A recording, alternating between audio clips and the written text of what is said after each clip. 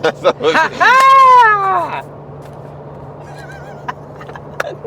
how you warm up. Hi guys, this is Hidden Record episode 2. We're going to be talking about 3 things. 1, we're going to be talking about the last time we felt happy doing a project. And number 2, we're going to be talking about the pain points that we all struggle with as a creative. You know, we just find a lot of things that we have to deal with as you get better, as you grow further into your career. And third, and finally, we will talk about what we think we could do to change how we feel about our situation. How does that feel? Feels good. Okay. Let's get into it.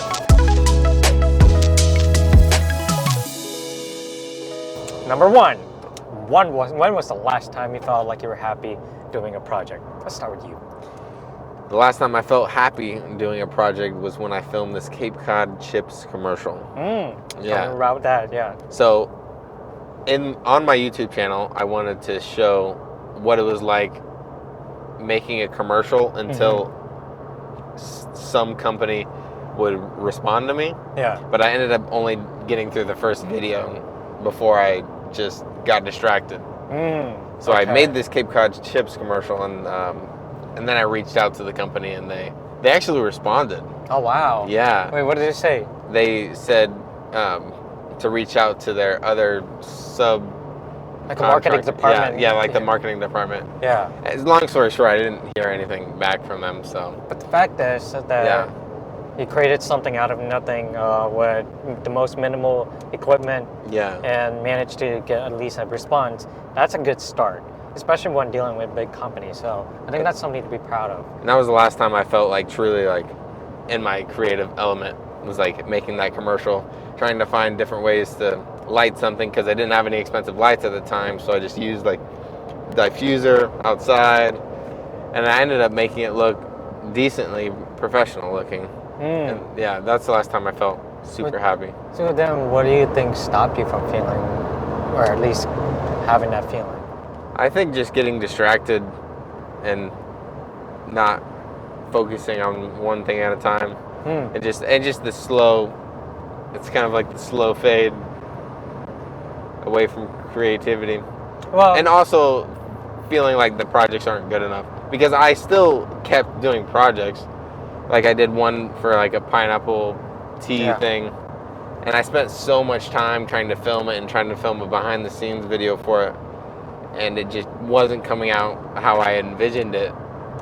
And so I just ended up not sharing it. Like I have the whole behind the scenes YouTube video, and I ended up not sharing it just because I was worried about like what other people would think, because I thought it was a lower quality than what I would want to release. Sounds like there's a bit of like a perfectionism in that kind of, because as creative. But I also don't want to release something that's bad. Like if you make something, you're not going to post it on your website. I agree with that, but I also would think there's still value in the fact that you did it because you actually learned from it. I would imagine you improved, you found what didn't work and what worked, and that I think is a lot more valuable than having to feel like you have to post something just to keep up with, I don't know, everyone, to let them know that you're working on something every time. Yeah. What about for you? What was the last time that you felt truly happy with your camera? It's like relationship Dude, advice with your camera. Oh my god, no, not even with the camera. It's like a toxic relationship with the whole industry. Yeah, it's like an abusive. But you still love it. You still love it. Yes, it's like a toxic one. It's like you get a job, you hate it, but then you work on a job and you love it so much, and it gets too much, and you're just like, wow, I hate this. So you're about to walk away. And then something shiny comes along. You're like, oh my gosh, I love you again. And then it's the whole toxic circle. It's just, honestly, I've quit so much of this career. I quit so many times, more than I can count. I think the last time I quit was at least almost a year ago, because I had enough of this industry. It's like the energy wouldn't match. The burnout, getting jaded. To answer your question, the project that I remember having fun, like truly having fun, was when I was working on basically like a trilogy of a music video with a close friend of mine that we actually went on our separate ways, and we met at high school, and it was at that moment we actually just wanted to shoot a real music video one day. It was a dream of ours, and we actually made it happen.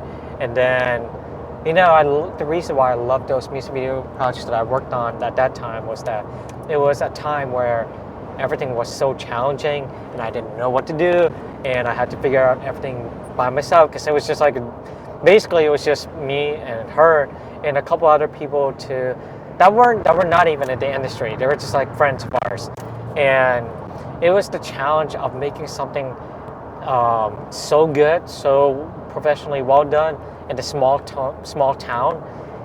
That was the challenge that gave me excitement, but also a lot of anxiety, and also just a sense of accomplishment after knowing what we did to get to that final product that we made together.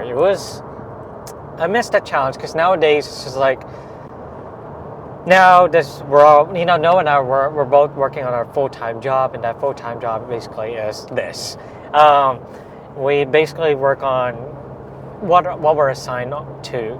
That looks like client work with, it's just like interviews, commercials, and it's nice, but we both think that just if we constantly work on the same thing, we would lose the creative pursuit of becoming better, the creative pursuit of, just keeping the flame alive as a creative as an artist. Yeah, I definitely think you could get lost in just doing the same thing all the time, even though we're not doing the same thing. It's dynamic all the time. too. Yeah, the job that we work, it's really nice because we're doing a variety of things. Like, we'll go to events, we'll do different things. So it does keep it interesting, but there is a point where what path that you want to go on. Like, I know I want to continue to do product videos, and I know Kino wants to keep doing his music videos. So the more times that he's not making music videos, then he's not getting better at making music videos. I would say that the skill sets and the techniques are transferable within any form of media, whether it's music videos, short films, commercials. Although some of them do have their unique set of challenges, it's still transferable in all of them. It's just, I think it's more so the issue is more centered on the fact that we might not have enough time for our own projects. Yeah. And our schedule, our schedule is so packed, and it's really hard to carve out the time. Now we're going to talk about the projects that we want to start in the future, and we both came up with some ideas on what we wanted to do. We got some inspiration. Do you want to talk about? Some of the ideas that I do envision for Hidden Record is obviously consistent schedule. It's like a ongoing meetups so that we all can get together to come up with ideas in which we can be part of and make something out of it. Yeah, I had an idea because my dad has an older car that we could do a commercial sort of. We could do a Mustang commercial, but it's for like the older car rather than one of the newer ones. Yeah. Or what we could do is find someone with a newer car, a newer Mustang, and then we could do sort of a match cut sort of thing. Yeah. Yeah. So he's got this blue Mustang convertible. It's a '68.